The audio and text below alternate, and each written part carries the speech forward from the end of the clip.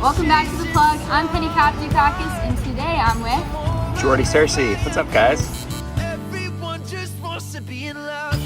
Last year, I guess you had a pretty crazy lifestyle change. You kind of built out a van, I guess, that you're in right now, and to make music in it and stuff. So what led you to that decision to just pack up and kind of travel in a van?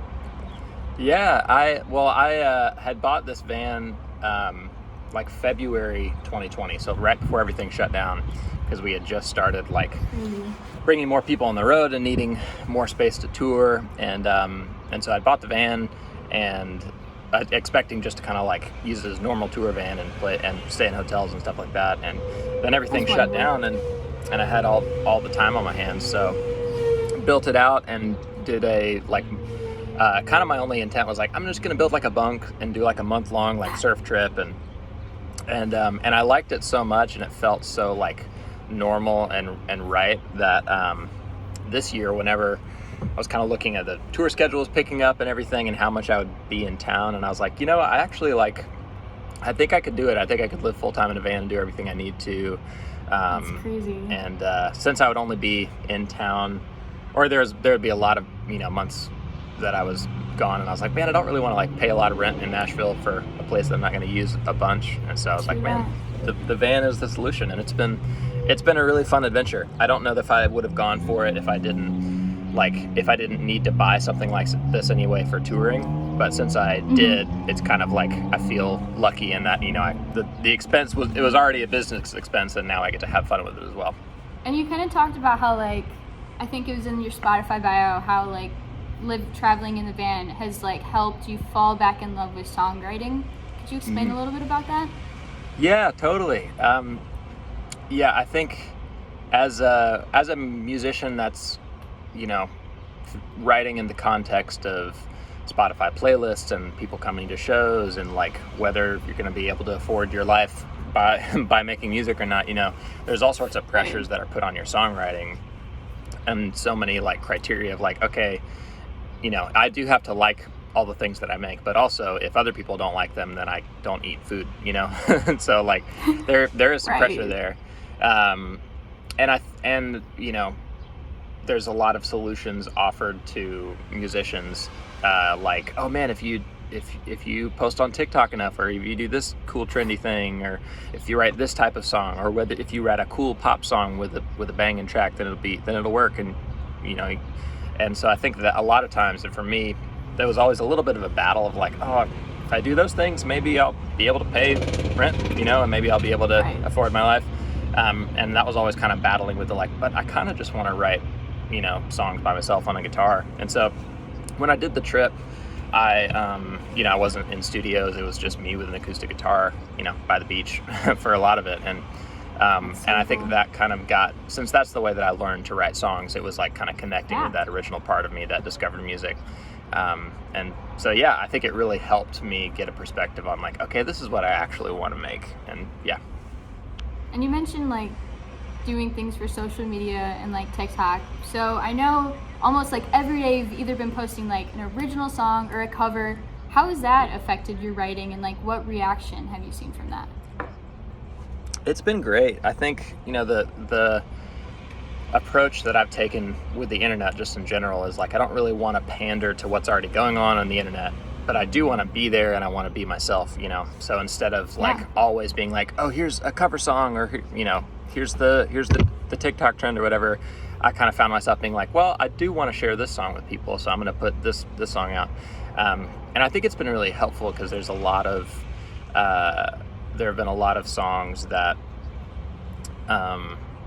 I wouldn't have that connected with people in ways that I didn't necessarily see when I wrote it, And so that's affected the track list, because there's a few songs that I was oh, I'm sure this is the one for the record, and then I'd post one that I thought we weren't going to use, and I'd see the way that people were interacting with it, and it would kind of re-inspire me to finish a song in a different way or whatever. And yeah, so it's been really helpful, and I think that's kind of what my development as an artist and a writer was anyway, is sharing songs with people and watching them interact with it. So I think it's just kind of some further development in that area. I've really been enjoying them too. There's been definitely a couple that have touched me. Like it's not a breakup, but it feels like a breakup. That one was on repeat for a while when it came out. But just honestly, and I know like it's Molly was kind of trending recently, and some people were doing some covers. So that's super cool as well, and very exciting. Yeah. How do you? So what is next for you? I guess I know you said you're kind of sorting out track lists. Can you reveal anything about what's next for you? I know you're going on tour, which is super exciting. Yeah, totally. So I'm on a lunch break right now in the we're in the studio finishing a record. So lots of recording and kind of getting down to the wire and finishing some new songs. And then this summer, like in July, we'll make a bunch of videos for those songs and kind of like, do all the photography and branding and figure all that stuff out. And then we'll go on tour in August. So until we go on tour in August, it's kind of like making all of the stuff, and I'm really excited about these songs, and there's just a lot of things that are coming together and feeling really great. And so I can't, we're in the kind of, we're like staring down the line at finishing everything in time before we like go on tour for a long time. And we're gonna put out a song in August, and there's a chance we might just like put out a song either every few weeks or every month until the whole record is out. We'll see. But kind of staring down the line at finishing all the tunes and figuring all that out. But we'll get a song out in August and then put some more out after that in some form. But it's the plan. The music video for Better actually recently dropped, and I know that song and a bunch of other songs have personally affected me, and I know so many others. So how has the last year you've seen love songs affect you, and then like what's been the reaction from all of your listeners? Yeah, man, it's been really interesting because I put out the record like Valentine's Day in 2020, and so we didn't really get to tour the album. We did get to, like, before it was out, play a lot of the songs, and when some of the singles were out, play a lot of the tunes. But it's just been really interesting to see like how I think it's still grown kind of throughout the pandemic, and and to see kind of like my progression as an artist and a person like since those songs, I still, look back and like I'm really proud of the record. Like anything you make, there's always like hindsight of like, oh man, and it's usually like partially, oh man, I wish we could have done that. That would have better. But then I'm discovering too, as I look back, there's also the like, man, I kind of passed over. I thought that was just an okay thing, but like I'm actually really proud of that, and I think that's really cool. So I think looking back on those songs is kind of like looking back on a slightly younger version of yourself and being like, oh man, I would have made a different decision there, but actually, you did a good job of that. That's awesome. It's because like I know so many artists, it's like when can you release it, because there's so many fine touches you always want to make. It's like, when can you just like release it and like it's time, but totally. And I think for me, the like, the when you release it, a lot of times it's just a deadline. It's just like, oh well, we have to upload it, so I guess it's done.